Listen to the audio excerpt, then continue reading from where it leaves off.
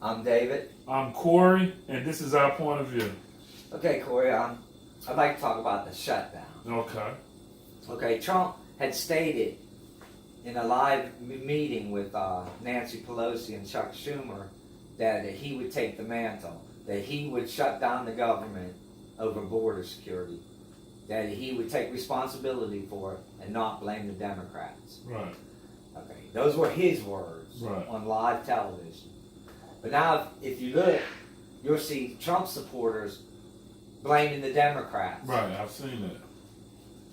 So how did they come across blaming Democrats? How did that occur to them to blame Democrats?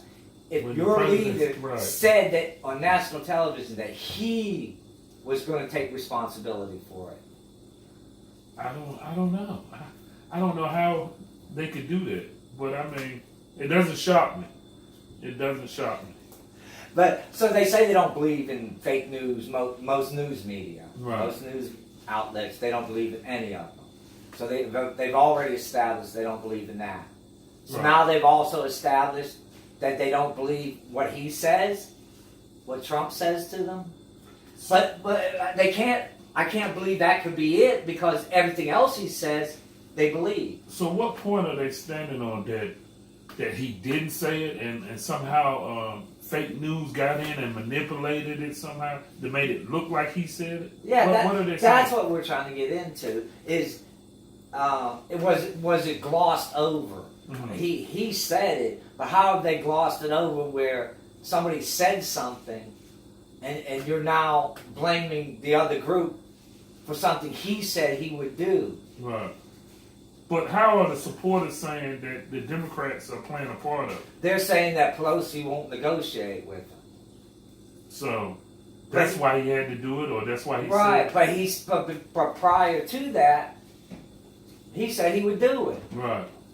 So I mean, I don't understand how they can jump from the leader that you're backing, Trump, saying that, okay, I back him and I believe what he tells me, and then he tells you he's going to shut down the government, and then you say, well, no, the Democrats did it. Right. I don't know how they make that So do you connection. believe him or do you not believe him? It's got to be confusing to be a conservative. Right, it does. Because there's many things. What train you on today? Right, they have many contradictory thoughts in their head. Right. You know, they're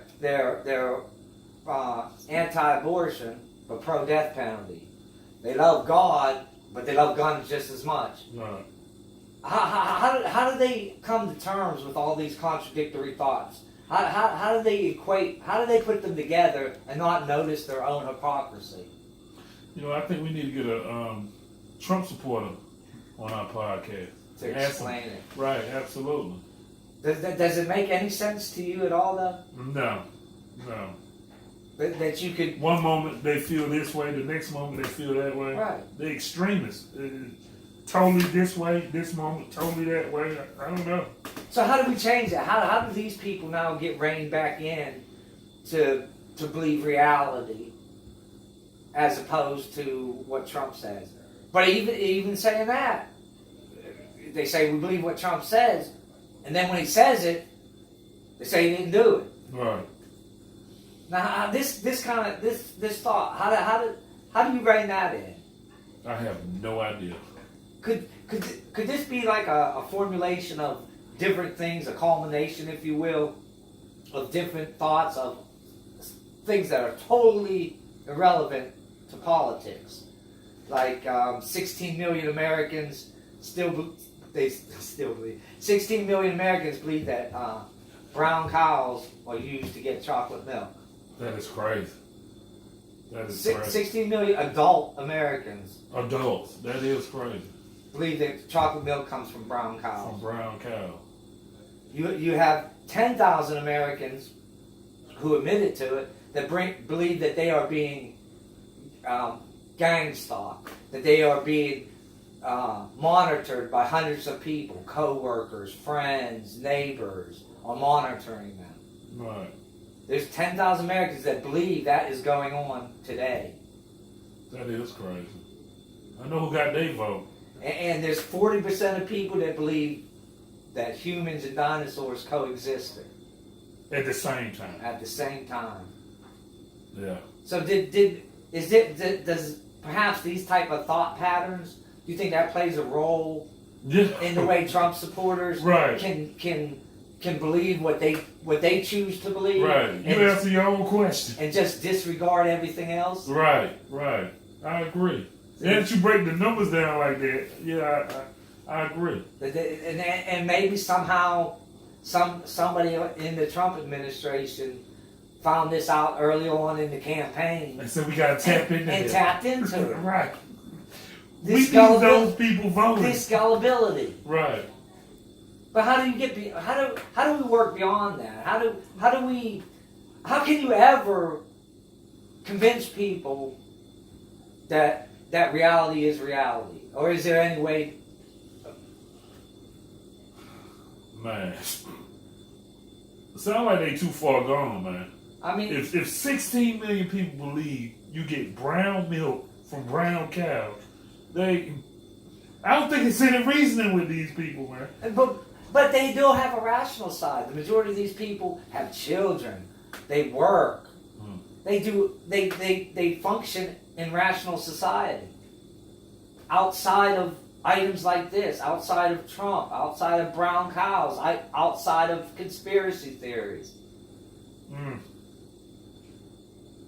That is crazy. That is absolutely crazy. But if this has been an underlying problem, and how can it be addressed though? How can people like change a thought pattern? Is there a way of changing a thought pattern? You can't do it. You can't do it with facts. Facts are for you and me. Right. But then you got to ask yourself: do these people want to change their thought pattern? You know what I'm saying? So you think you'd want to be a rational, realistic not person? necessarily. Most people are hand fed.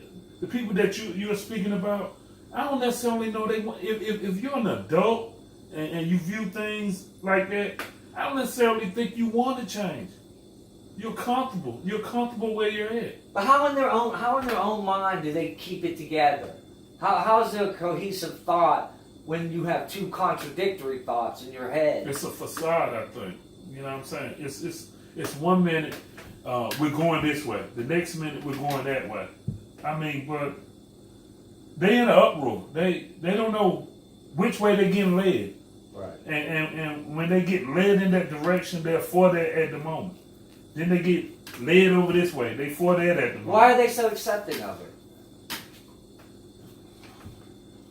What's the proper terminology for morons? I think moronic. Oh, okay. But yeah, that's something I've kind of been thinking about. Is how do you get back to rational beliefs? I think they gotta want to get back. These people, they sound blind. Sound like they have no intent of changing their thought. They want somebody else to think for them. They want to be on autopilot.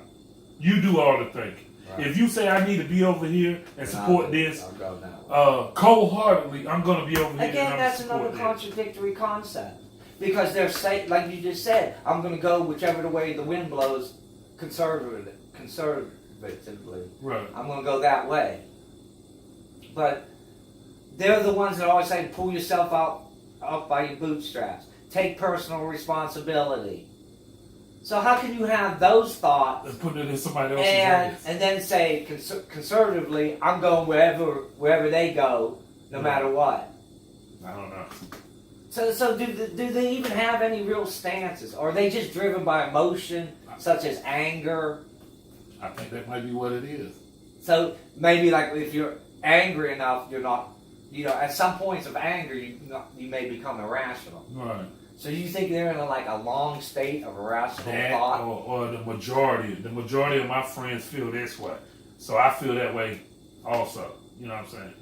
But how does it not sometimes if you're talking to somebody, and every now and then, I'll say it, somebody else say it, you might say something that doesn't make sense. Right.